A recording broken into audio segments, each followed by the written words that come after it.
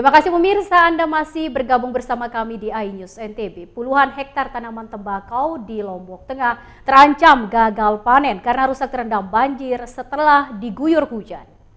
Puluhan hektar tanaman tembakau milik para petani di Kabupaten Lombok Tengah rusak parah akibat diguyur hujan pada Minggu malam. Selain hujan, faktor tidak adanya drainase juga menjadi penyebab tanaman tembakau terendam banjir. Kondisi ini sontak membuat para petani merugi lantaran daun tembakau yang semula tumbuh subur kini layu mati karena terendam air. Tanaman tembakau pun dipastikan gagal panen dan harus menanam ulang. Ada sekitar 60 hektar itu sangkar tu sidi laun saya wilayah saya 60 hektar dari SPT. Dan bau terpanen masalah mani soal dan bau. Wah, sih. Harapan. Wah, terendam parah ya. Oh, parah sekali. Data dari Dinas Pertanian Lombok Tengah, tanaman tembakau petani yang rusak akibat diguyur hujan tersebar di 4 desa di Kecamatan Praia Timur dan Pujut. Melihat luasannya secara umum, kisarannya ya tiap tahun itu sampai 9.007 sampai 9.000 hektar per tahun. Tahun 2021 kita mengalami gagal karena terendam banjir itu 350 hektar tahun 2021. Nah, untuk tahun ini dari asumsi kami, ya dari pantauan kami sementara, kemarin Kepala Dinas juga sempat turun ke lapangan, ya turun terpahat beliau, kemudian ke Tuai, itu kisarannya hampir di atas 50 hektar. Saat ini Pemda masih mendata wilayah terdampak yang paling parah agar segera diberikan bantuan bibit untuk mengganti kerusakan para petani. Dari Lombok Tengah, Emma Widiawati, iNews melaporkan. Kita beralih ke informasi lain. Ratusan ternak milik warga di Desa Perina, Lombok Tengah disuntik massal. Penyuntikan ini guna untuk mencegah meluasnya wabah PMK hewan ternak.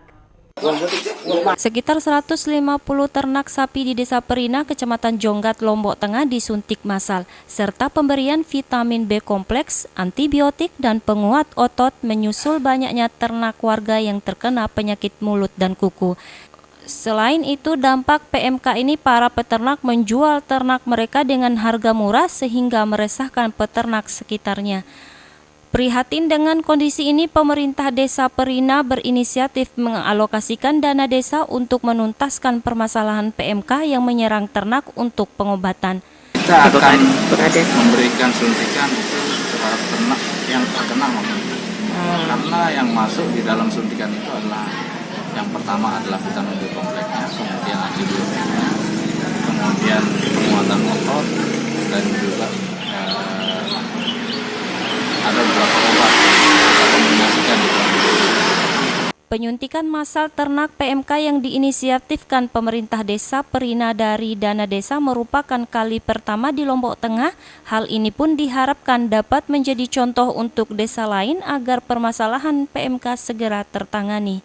Sementara itu, Kapolsek Jonggat menjelaskan aparat kepolisian terus melakukan pengawasan terhadap ternak yang terjangkit PMK yang tersebar di 13 desa di Kecamatan Jonggat. Dari hasil pantauan kami, termasuk babin yang melekat langsung ke desa, ya, melekat langsung sama UPT maupun dokter, ya. Alhamdulillah, rekan-rekan babinsa itu turun langsung, ya, dan laporan dokumen tetap kami kirim. Dari Lombok Tengah, Emma Widiawati, iNews melaporkan.